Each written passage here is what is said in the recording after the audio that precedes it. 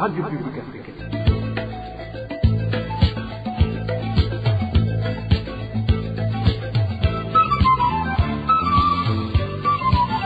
Radio Publique Africaine.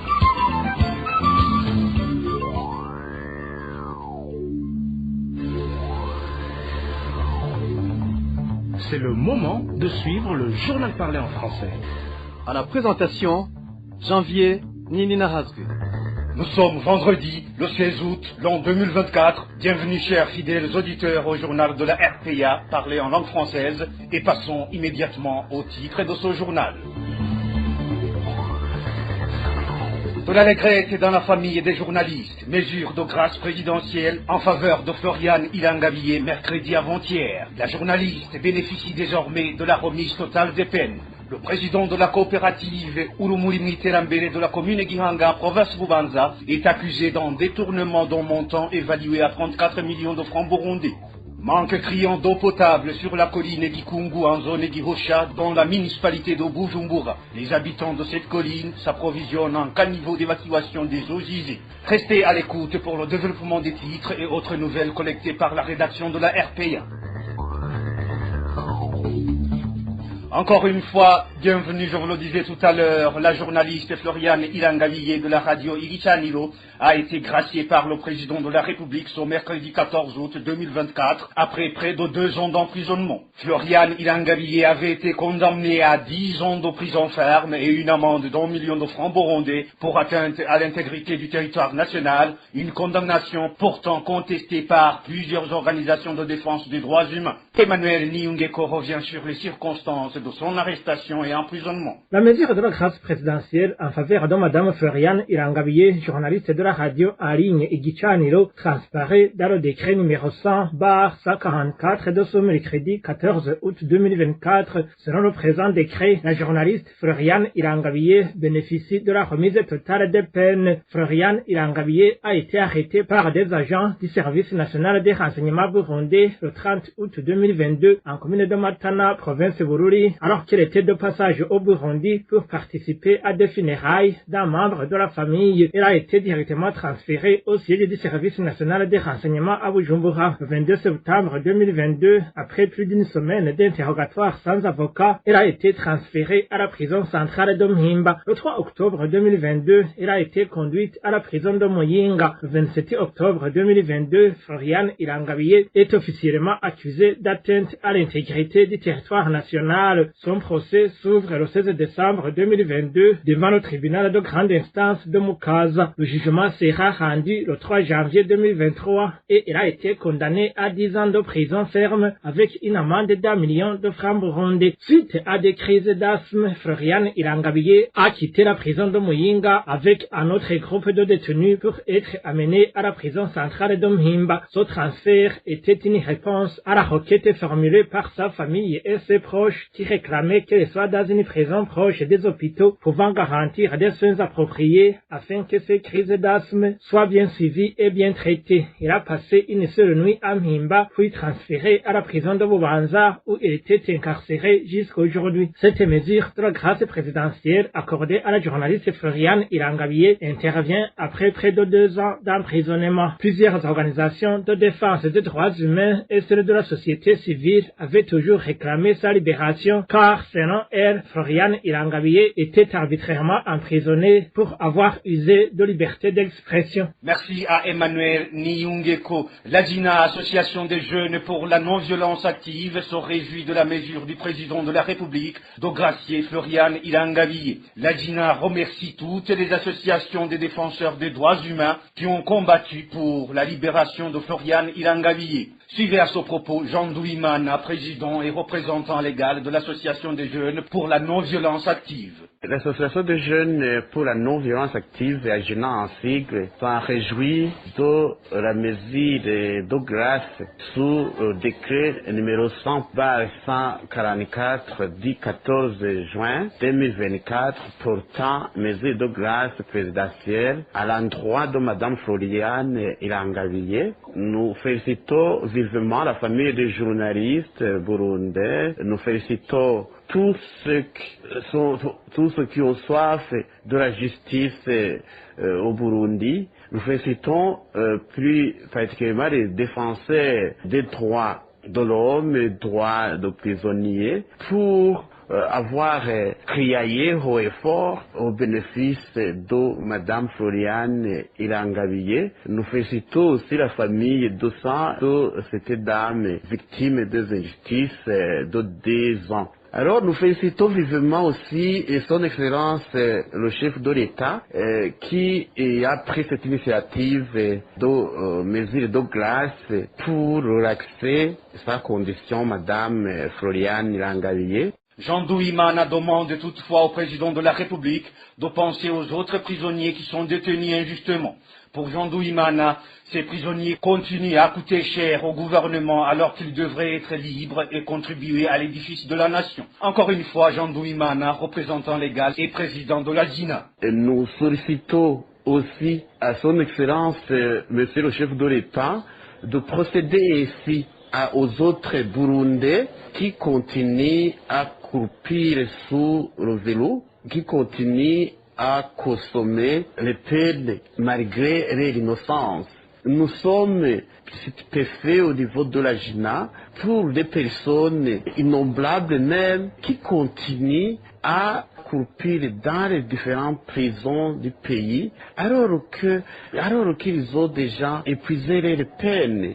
Ça, c'est vraiment ignoble c'est la honte pour la justice burundaise. Alors, c'est pour cette raison que nous recommandons vivement l'État burundais de tout faire pour améliorer surtout les conditions carcérales, tout en octroyant la nourriture, en octroyant les soins de santé aux personnes carcérales et se trouvant dans plus de 11 prisons de la République du Burundi. Nous demandons ici aux agents de justice de ne pas s'intéresser à emprisonner parce que l'emprisonnement est une exception et l'acquittement est une règle. Ça, c'est constitutionnel.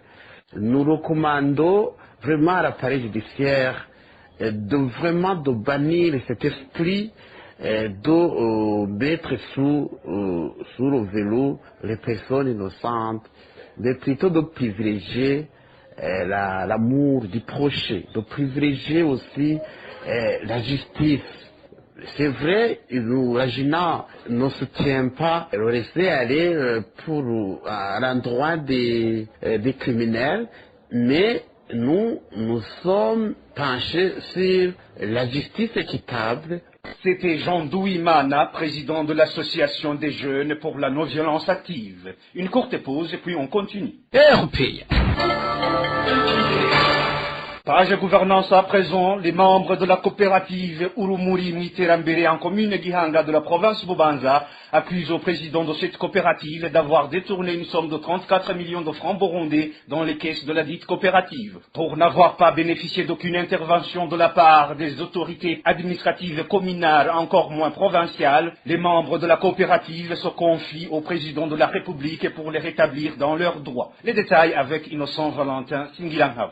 Une mauvaise gestion des caisses de la coopérative Urumuri Mwiterambere du village 6 en commune Gihanga de la province de Bubanza par les responsables de cette dernière s'est fait remarquer depuis un certain temps. Après le détournement de centaines de millions de francs burundais accusé au président de cette coopérative, Pasteur Hakizimana, en 2022, il s'en est suivi la dénonciation d'un détournement d'un autre montant évalué aussi en 200 de millions de francs burundais par 3 cadres de la même coopérative en juillet cette année 2024. Aujourd'hui, les membres de la coopérative Urumuri Mwiterambere accusent leur président Dieudonné Douimana d'avoir à son tour détourné un paquet d'une somme de 34 millions de francs burundais dans les caisses de cette branche de la Société régionale de développement de Limbo SRDI. Une source qui s'est exprimée au micro de la RPA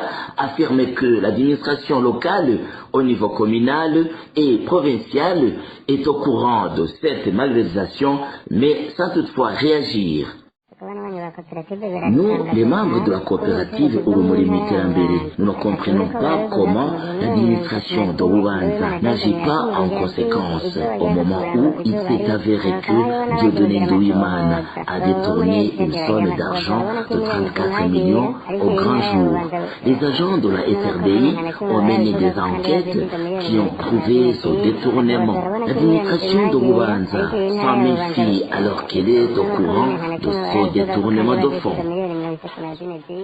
Les membres de la coopérative Urumuri Mwiterambere plaident ainsi pour l'intervention du président de la République dans ce dossier pour les rétablir dans leurs droits. Nous, les membres de la coopérative Urumuri Mwiterambere du village 6, nous sollicitons au président de la République d'intervenir pour que Dieudonné Nduwimana, président de la coopérative, soit appréhendé et remet ces 34 millions de francs burundais. Ici, l'on vous rappelle que l'ancien président de cette coopérative, Pasteur Hakizimana, est parti après avoir détourné plus de 600 millions de francs burundais. Nous demandons au président de la République que les deux voleurs soient tous arrêtés.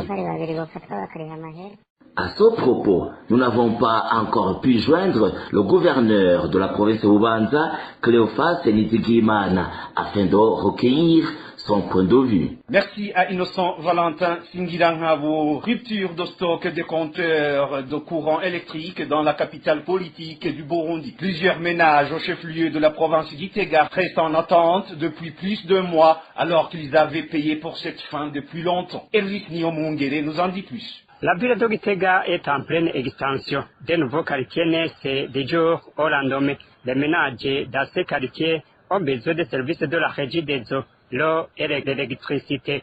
Mais c'est un exercice qui s'avère difficile, surtout pour l'électricité. Le grand défi, ce sont les compteurs électriques. Depuis plus de 3 mois, plusieurs ménages ont introduit des demandes de compteurs électriques et ont même versé de l'argent sur les comptes de la régie des eaux, mais n'ont toujours pas été servis. Les ménages qui grognent à propos du manque de compteurs électriques sont nombreux.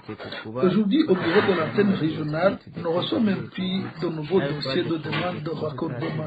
D'ailleurs, même ceux qui avaient déjà introduit les demandes et versé de l'argent sur les comptes de la régie des eaux, ils attendent toujours. Ça fait aujourd'hui plus de 3 mois qu'ils ont payé. Les ménages qui demandent le plus de compteurs sont surtout ceux des nouveaux quartiers. C'est entre autres le quartier Goga, le quartier Zege, le quartier Karera et une partie de Kumasangazira. Et aujourd'hui, au bureau régional de la régie des eaux, on aurait signifié à ces nouveaux clients qu'il y a rupture de stock des compteurs. Si l'on demande au bureau de l'antenne régionale de la régie des eaux, on nous dit qu'il n'y a plus de compteurs dans les stocks. Les conséquences sont alors multiples. Vous voyez que l'on approche la rentrée scolaire. Les élèves de ces quartiers auront du mal à réviser leurs cours. Les familles ne pourront pas aussi exercer des travaux génératrices nécessitant du courant électrique.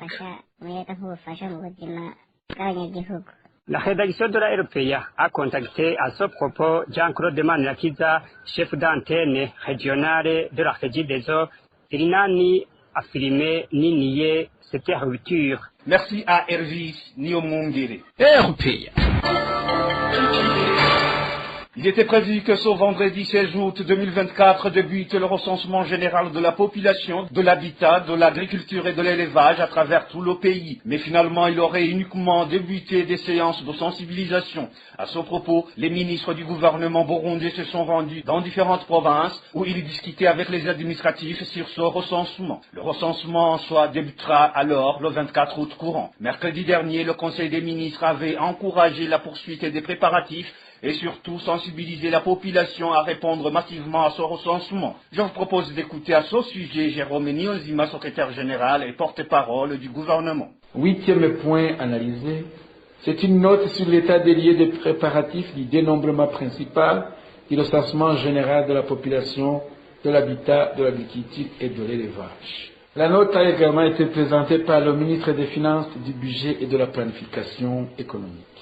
Cette note présente les défis techniques liés aux préparatifs de dénombrement principal, du recensement général de la population, de l'habitat, de l'agriculture, de l'élevage et propose certaines pistes de solutions. Le Conseil des ministres a recommandé de poursuivre les préparatifs tout en sensibilisant la population à répondre à ce recensement qui débute le 16 août 2024 par une éducation civique en la matière. Le Conseil a mis un accent particulier sur le rôle de l'administration à la base dans cette moralisation de la population. Une réunion de tous les comités provinciaux de recensement, animée par les ministres en descente dans les différentes provinces du pays, constitue donc le début du recensement en cette date du 16 août 2024. C'était Jérôme Nionzima, secrétaire général et porte-parole du gouvernement. Initialement, le Premier ministre Gervais Ndirakobucha avait annoncé que ce recensement allait débuter le 16 août 2024 jusqu'au 9 septembre 2024. Comme dernière page de ce journal, la pénurie d'eau potable indispose la population de la colline Gikungu en zone Gihosha en mairie de Bujumbura. Les habitants de cette localité utilisent l'eau si sale des caniveaux des environs et sont alors exposés aux maladies liées au manque d'hygiène. Walter Kwizera nous fait le point. C'est la voix d'un des habitants de la colline Gikungu, dans la zone Gihosha, en mairie de Bujumbura. Ils déplorent la pénurie d'eau potable qui vient de passer plus d'un mois sur cette colline. Selon les habitants de cette localité, depuis la construction de la polyclinique Thérèse sur cette colline, toute eau a été détournée vers cet hôpital. Aujourd'hui, la localité fait face à un manque d'eau et pour cette raison, elle se trouve dans l'obligation d'utiliser l'eau des caniveaux. Et la peur des maladies est pour le moment grande. Cet habitant témoigne. L'eau n'existe plus ici. Les robinets sont à sec. Les robinets puisent l'eau qui coule dans les caniveaux autour de la rue. Tout sera à cause de l'hôpital nommé Polyclinique Thérèse. Où l'eau a été orientée vers cet hôpital. Ainsi, la population n'a même pas une goutte d'eau potable, ce qui risque de nous causer les maladies car c'est avec cette eau qu'on fait la cuisine, la vaisselle et toute autre activité qui nécessite de l'eau. Tout le monde ici ne puise que cette eau. Actuellement, pour que la population ait de l'eau, elle est obligée de payer 2000 francs burundais comme contribution, une somme qui n'est pas facile à trouver pour certaines familles de la localité. La population n'arrive pas à comprendre comment elle manque d'eau alors qu'elle est disponible. L'hôpital a malheureusement détourné toute l'eau au détriment de toute la colline. Donc pour avoir de l'eau, la population doit se rendre à un robinet public et chaque famille doit payer 2000 comme contribution. Mais ceux qui n'ont pas ces moyens n'ont pas d'autre choix que de puiser l'eau des caniveaux. C'est parfois des eaux qui coulent des tuyaux endommagés de la régie des eaux. Mécontent, la population demande aux autorités habilitées de les approvisionner en eau potable avant que les maladies des mains sales ne commencent à les attaquer. La rédaction de la RPA n'a pas encore pu joindre le chef de zone Gihosha à ce propos. C'est par ce reportage signé Walter Kwizera que nous mettons fin à ce journal de la RPA parlé en langue française de ce vendredi 16 août 2024. Merci pour votre aimable écoute. Merci à toute l'équipe de la rédaction pour la collecte et le traitement de toutes ces infos. Merci aussi à l'équipe technique pour sa contribution aussi incontournable. À la présentation, vous étiez avec Janvier Ninina Hazoué. Bon début du week-end, chef.